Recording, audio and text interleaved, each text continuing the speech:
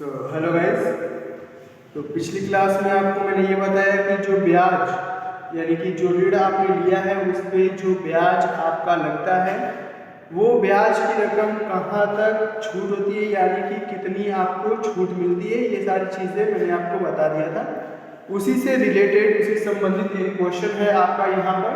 Question ये है कि श्रीमती शीतल सिन्हा, इन्होंने क्या किया है कि एक मकान का निर्माण करवाया है और निर्माण जो हुआ है वो आपका 1 अप्रैल 2018 को निर्माण कार्य जो है पूरा कर लिया गया था। ध्यान दीजिएगा कि 1 अप्रैल 2018 को निर्माण कार्य पूरा हो चुका है। ठीक है, आगे ये क्वेश्चन बता रहा है कि इसके निर्माण के लिए 1 अप्रैल 2014 को 15% वार्षिक ब्याज पर 8 लाख रुपए का ऋण लिया गया। अब फिर यहाँ पर एक चीज देखिए कि जो ऋण लिया गया है वो कब लिया गया है। तो आप देखेंगे कि 1 अप्रैल 2014 को जो है ऋण लिया गया है और निर्माण कार्य जो है 1 अप्रैल 2018 को पूरा कर लिया गया है। तो इसमें दो डेट दिया हुआ है, एक तो ऋण लेने का और एक जो है निर्माण कार्य पूरा करने का। अब सबसे पहले इसमें हम लोग ये देखेंगे कि जो निर्माण कार्य हुआ है वो 5 वर्षों के भीतर हो गया है या 5 वर्षों के बाद हुआ है। ठीक है, तो ऋण जो लिया गया है वो 1 अप्रैल 2014 को लिया गया है और निर्माण कार्य 2018, यानी कि अगर हम लोग कैलकुलेट करेंगे तो 14, 15, 16, 17, ठीक है, 31 मार्च 2018 तक हम लोग लेंगे। ठीक है, यानी कि हम लोग कैलकुलेट करेंगे तो हम लोग को मिलेगा कि 4 साल में, 4 वर्ष में जो है निर्माण कार्य पूरा कर लिया गया था।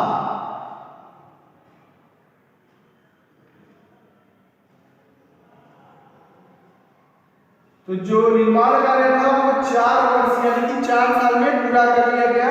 ठीक है, तो अब हम लोग कैलकुलेट करेंगे कि इसमें जो है ब्याज कितना निकल रहा है। तो सबसे पहले आप देखिए कि जो ऋण लिया गया है वो ऋण है आपका 8 लाख रुपए, यानी कि 8 लाख आपका 8 लाख रुपीस आपके जो है ऋण लिए गए, यानी कि लोन लिया गया है। और जो ब्याज की दर है वो आप देखेंगे 15% है, यानी कि अगर हम लोग इसका 15% निकालें तो हम लोग को मिलेगा कि 1,20,000 रुपया जो है इसका ब्याज हो रहा है। ठीक है, यानी कि गत वर्ष में जो है 1,20,000 रुपया जो है हमने उनको ब्याज दिया जिससे हमने ऋण लिया हुआ था, जहां से भी आपने लिया हो, जिस बैंक से भी लिया हो। ठीक है, तो उनको जो है आपने 1,20,000 दिया। आगे क्वेश्चन में ये कहा गया है कि ऋण की अभी तक कोई रकम नहीं चुकाई गई, यानी कि हमने जो ऋण लिया था 8 लाख रुपया उसमें कोई भी रकम हमने अभी तक चुकाया नहीं है। अब हम रकम चुकाए या ना चुकाए, ब्याज तो हमारा हर साल बढ़ता ही रहेगा। ठीक है, ब्याज तो हमको आज नहीं तो कल देना ही है, तो ब्याज की तो हमको जब देना है तो हमको छूट भी मिलनी चाहिए। तो हम लोग को छूट कितनी मिलेगी, एक तो पिछले साल की जो ब्याज थी गत वर्ष की प्रीवियस ईयर की वो 1,20,000 रुपया आई, तो 1,20,000 रुपया तो हमारी ये छूट होगा ही, यानी कि हमको ये डिडक्शन मिलेगा ही मिलेगा। प्लस अब जब 5 साल के भीतर कार्य कर लिया जाता है और ब्याज की रकम यानी कि जो हमें ब्याज देना है या हम जो ब्याज दे चुके हैं और उसकी हमको अभी तक आयकर अधिनियम के अंतर्गत जो है कोई छूट नहीं मिली है। यानी कि अब देखिए कि 2021-22 के लिए निकालना है, यानी कि हम लोग 20-21 का देखेंगे। ठीक है, तो 20-21 में हमने जितना भी हमारे पास, चाहे मैंने किराए पे उसको दिया हो या मैं खुद रहा हूँ, ठीक है, तो जितना भी मुझको उसमें मिला, यानी कि जो भी एनुअल वैल्यू आई, अब एनुअल वैल्यू से हम लोग को जो है जो पिछले साल का ब्याज है, ठीक है, वो छूट मिलेगा। प्लस एक और छूट मिलता है, वो छूट ये मिलता है कि जब पिछले कुछ सालों में यानी कि 1 साल के 5 साल के भीतर मकान का निर्माण हो जाता है और उसका हम लोग को किसी भी तरीके की आयकर प्रावधान या आयकर अधिनियम के अंतर्गत किसी भी तरीके का हम लोग को छूट नहीं मिला होता है, पहले के साल की बात मैं कर रहा हूँ। ठीक है, तो 5 वर्ष तक जो है हम लोग 5 वर्ष तक उसका 1/5 हिस्सा हम लोग को छूट मिलता है। ठीक है, यानी कि अब 2018 में निर्माण कार्य पूरा हो गया और हम लोग को 2021-22 में जो है ऋण पर ब्याज की कटौती की गणना करना है। तो यानी कि हम लोग कैलकुलेट करेंगे 5 साल यहाँ से, ठीक है, 5 साल तक छूट मिलती है। तो 2018 को कंप्लीट हुआ है, ठीक है, तो 19 1 साल, 20 2 साल, 21 3 साल, यानी कि 5 साल के भीतर ही हो गया। तो हम लोग को जो है पिछले जो ब्याज बनी है, यानी कि जो भी ब्याज की रकम पहले के सालों में थी उसका 1/5 यानी कि 1/5 हिस्सा छूट मिलेगा। आप पिछले के साल में ब्याज क्या बना था वो आप कैलकुलेट कर लीजिए कि ऋण आपने लिया है कब 1 अप्रैल 2014 को, ठीक है, तो अब 14 15 15 16 17, ठीक है, यानी कि और 18 तक बना है, यानी कि 4 साल तक वो बना है। 4 साल तक आपने ब्याज दिया हुआ है, ठीक है, तो 4 साल में जो है आपने 1,20,000 रुपए के हिसाब से 4 साल तक ब्याज दिया हुआ है, यानी कि 4,80,000 रुपया आपने ब्याज दिया हुआ था। कब दिया था?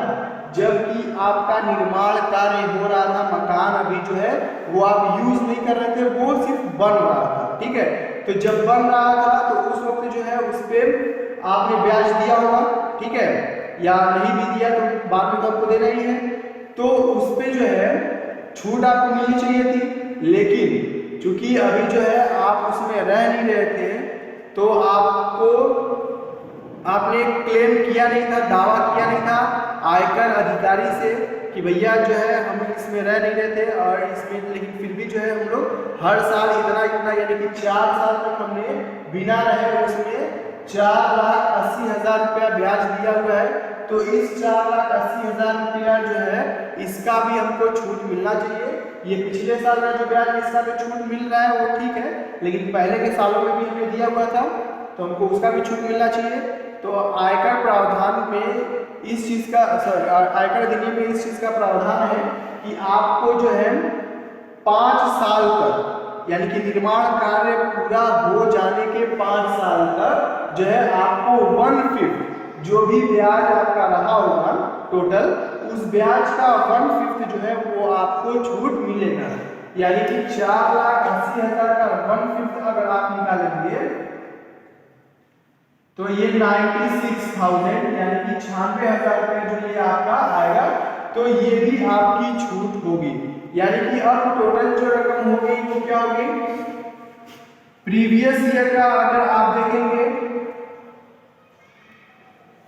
तो प्रीवियस ईयर का 1,20,000 हो गया, ठीक है, और 96,000 जो है आपका ये हो गया, यानी कि टोटल अब आपका हो गया 2,06,000 रुपया। ये आपका टोटल जो है इतना आपको छूट आपने कहा भैया ठीक है हमारा इतना आ गया कि 1/5 जो है वो 96,000 और पिछले साल का 1,20,000। देखिए याद रखिएगा पिछले साल का पूरा आपको छूट मिलेगा और पिछले साल के पहले के जो भी साल रहे होंगे, ठीक है, उसमें जो है 1/5 आपको छूट मिलता है।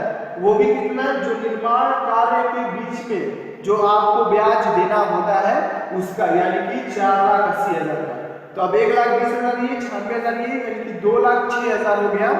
तो मैंने आपको पिछली क्लास में ये बताया था कि जो डिडक्शन मिलता है ब्याज का, यानी कि इंटरेस्ट पे जो छूट मिलती है वो आपकी मैक्सिमम जो है 2 लाख यानी कि 2 लाख तक की छूट आपकी मिलती है। तो आपको 2 लाख तक की ही छूट दिया जाएगा, यानी कि 2,06,000 जो है आपकी छूट नहीं रहेगी, बल्कि जो है जो आपका मैक्सिमम डिडक्शन है वो मैक्सिमम डिडक्शन जो है वो आपका 2 लाख तक का है। तो इसलिए आपको सिर्फ 2 लाख तक की ही छूट दी जाएगी, ठीक है। तो एक चीज ध्यान रखिएगा कि निर्माण कार्य जो है आप देख लीजिएगा कि कब तक हुआ है, उस निर्माण कार्य के बीच में कितने दिनों तक यानी कि कितने साल तक आपने ब्याज दिया हुआ है। तो इसमें अगर आपको कैलकुलेट करेंगे तो 4 साल तक आपने जो है ब्याज दिया हुआ है और उस मकान का आपने कोई लाभ भी नहीं उठाया है, ठीक है। तो उससे मतलब नहीं है आपने लाभ उठाया ना उठाया वो अलग चीज है।